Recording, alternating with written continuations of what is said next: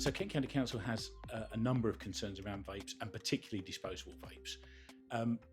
In saying that, we do recognise that vaping has a very legitimate place in public health, in helping people who are smoking to quit smoking. Smoking is still the biggest cause of preventable death, and anything that can help people get off smoking actually is a good thing. So vaping per se is not a bad thing, but the market as it's developed now does have some concerns for us. In amongst those concerns is a very, very high percentage of particularly disposable vapes that don't comply with the law. There are restrictions on the size of liquid tanks that the vapes can have, and those are commonly exceeded. And we've found examples of nicotine content in vapes that is not what people would have expected it to be. There is a maximum nicotine content of 2%, and we find not infrequently nicotine content which is less than that. We've also tested zero nicotine vapes that contain nicotine.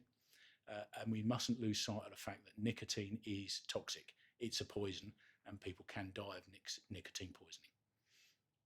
Yeah, so we know at the moment there is very little research into the long-term consequences of vaping, and particularly from our point of view, almost no research into the impact on young lungs and perhaps not fully developed lungs.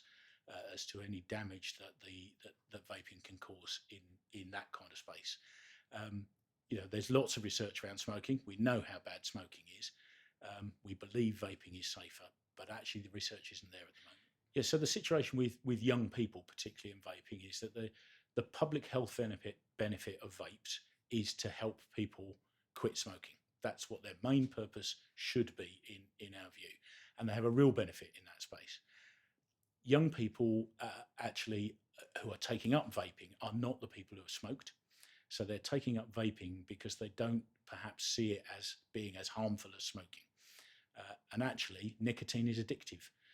And being addicted to something is never a good thing. An addiction will drive you to have lowered concentration, to achieve less well in school. So for young people to take up vaping when they're not trying to quit smoking is not a good place to be.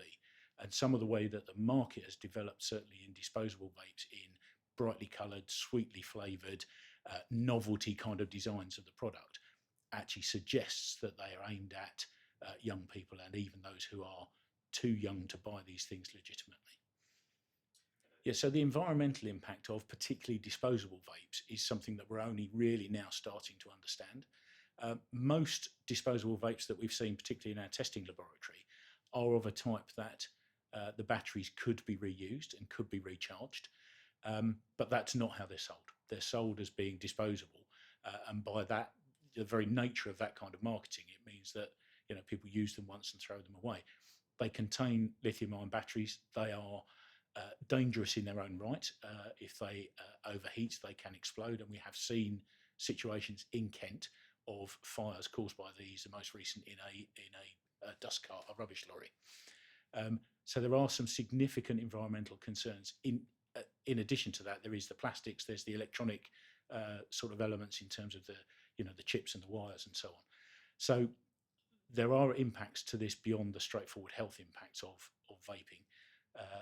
We do have facilities in Kent. We have excellent facilities for recycling. And actually we need to make sure that disposable, in terms of a disposable vape, doesn't mean throw it away, it means recycle it. Yeah, so we've seen Kent is obviously a border county, and lots of goods come through the Channel ports or the Channel Tunnel, and we've seen lots of examples of illegal and illicit vapes coming through that route, where our trading standards officers have seized them to prevent them going on the market. That obviously makes great sense. It makes sense to seize things at source, rather than once they've sort of scattered into the retail shops across the country.